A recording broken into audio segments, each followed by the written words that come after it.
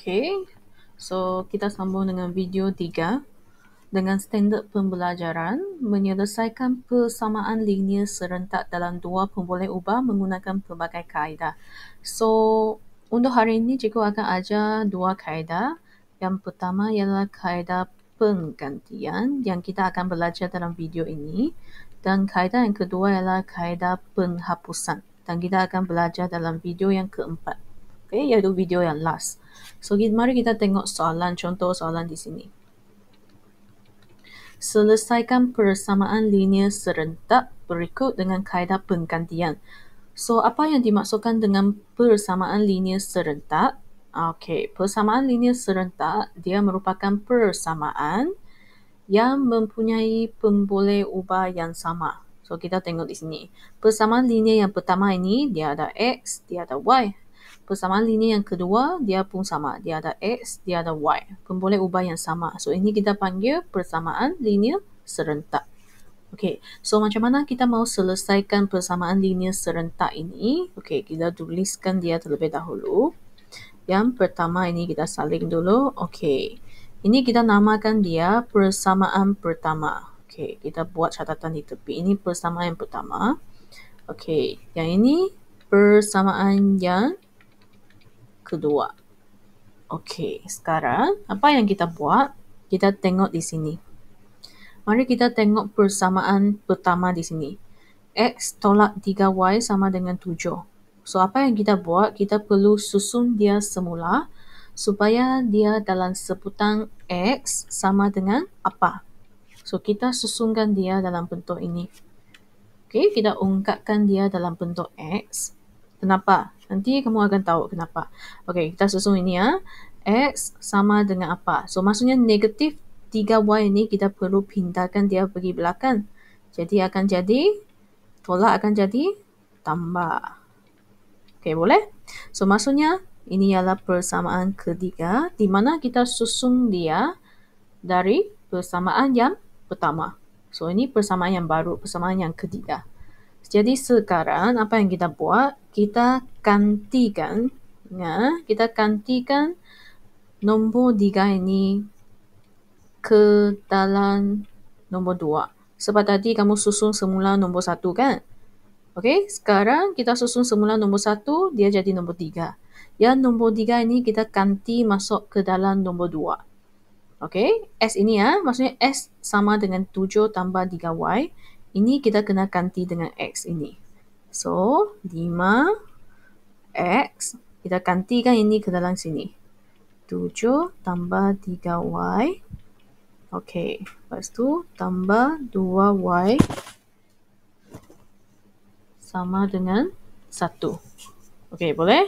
Okey, seterusnya kita darab masuk lah. Ini maksudnya kita kembangkan dia darab dia masuk. 5 darab 7, 35. 5 darab 3Y, positif 3Y ya. 5 darab positif 3Y, positif 15Y. Lepas tu ini saling. Okay. Seterusnya kita susun dia, kita kumpulkan yang ada Y. So 15Y, 2Y. 15 tambah 2, 17. 17Y, okay, sama dengan apa? So 35 ini kita pindah dia ke belakang. Sebab yang ini ada Y di sebelah kiri. Sebab kita mau cari berapa nilai Y. Yang 35 ini kita pindah belakang. Akan jadi 1 tolak 35. Sini positif. Pindah ke sebelah kanan jadi negatif. Okey, seterusnya. 1 tolak 35. Negatif 34. Hutang 35. Bayar RM1. Jadi masih hutang 34. Okey, seterusnya kita cari nilai Y. 17Y maksudnya 17 darab Y kan? So, 17 darab Y. So, kita darab pindah ke sebelah lagi 1. Dia akan jadi bahagi. So, negatif 34 bahagi 17.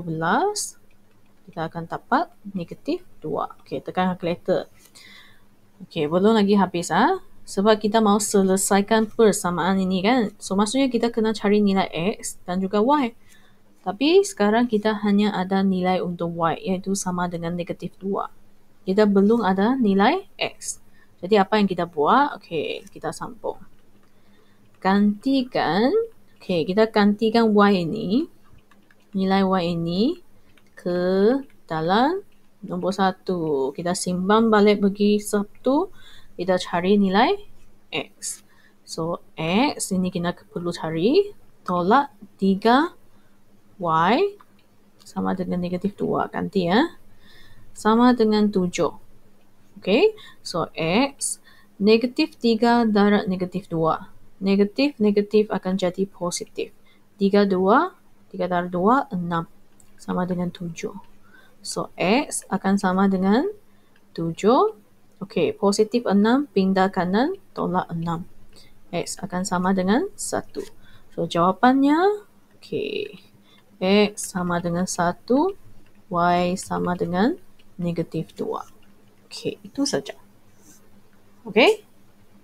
Cikgu bagi lagi satu contoh kedua jika anda masih tidak faham. So, kita tengok lagi persamaan linear serentak yang kedua. Contoh di sini. Kita ada X tambah Y sama dengan 5. Ini persamaan yang pertama.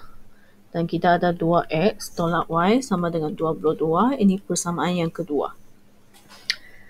Untuk soalan yang tadi, apa yang kita susun? Kita susun semula X kan?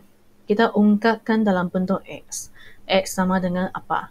Kenapa kita ungkapkan dalam bentuk X? Sebab senang lagi, betul atau tidak?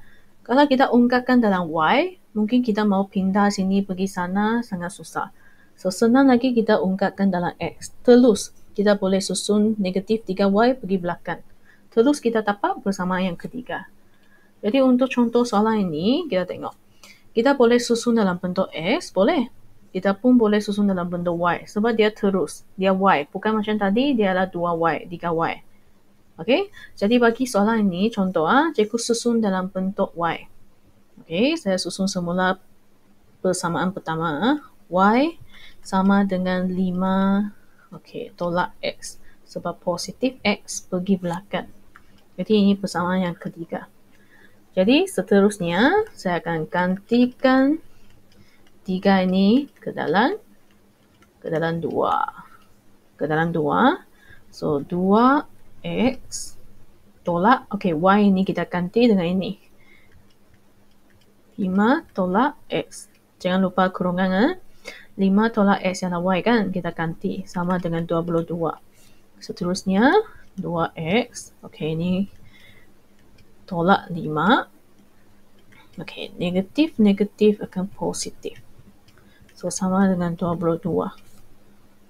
So kita kumpulkan X di sebelah kiri. 2X tambah X.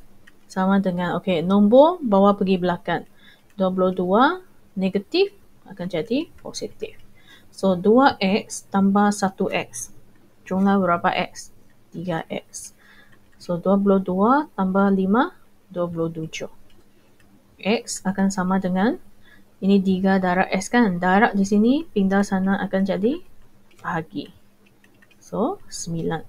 Belum lagi So, kita gantikan X sama 9 ke dalam nombor 1 tadi. Jadi 9 sini tambah Y kita kena cari. Sama dengan 5. So, Y akan sama dengan 5. Positif 9 pergi sana, tolak 9. So, Y akan sama dengan negatif 4. So, jawapan anda, X ialah 9. Y ialah negatif 4. So, boleh cuba jawab soalan 3. So, ini kita guna kaedah kita panggil penggantian. Sebab kita gantikan Y ke dalam ini. Kita gantikan X yang kita cari ke dalam lagi persamaan yang satu.